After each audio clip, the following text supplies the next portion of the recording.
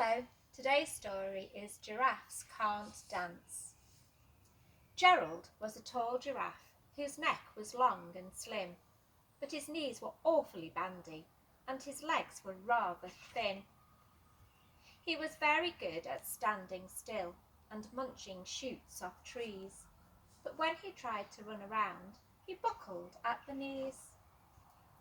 Now every year in Africa they hold a jungle dance, where every single animal turns up to skip and prance.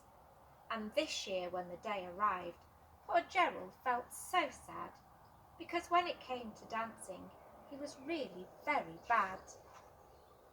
The warthogs started waltzing and the rhinos rock and rolled.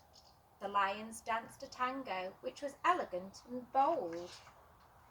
The chimps all did a cha-cha with a very Latin feel, and 8 baboons then teamed up for a splendid Scottish reel. Gerald swallowed bravely as he walked towards the floor, but the lions saw him coming and they soon began to roar.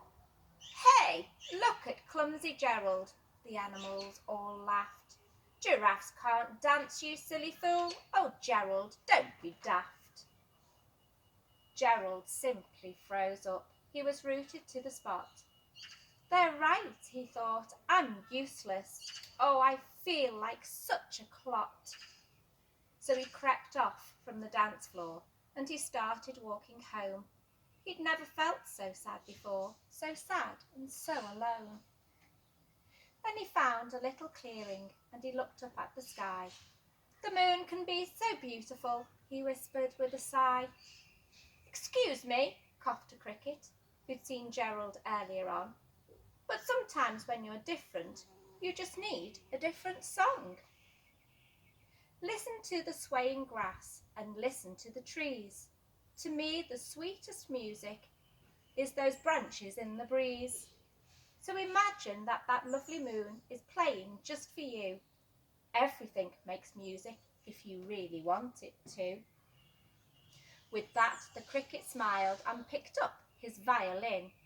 Then Gerald felt his body do the most amazing thing. His hooves had started shuffling, making circles on the ground. His neck was gently swaying, and his tail was swishing round. He threw his arms out sideways, and he swung them everywhere. Then he did a backward somersault and leapt up in the air.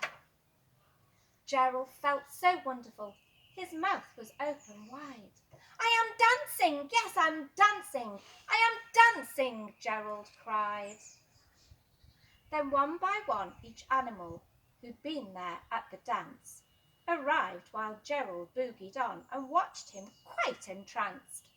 They shouted, "It's a miracle! We must be in a dream. Gerald's the best dancer that we've ever seen. How is it that you can dance like that? Please, Gerald, tell us how." But Gerald simply twisted around and finished with a bow. Then he raised his head and looked up at the moon and stars above. "We all can dance," he said, "when we find the music that we love." Hope you enjoyed that. Bye-bye. Stay safe.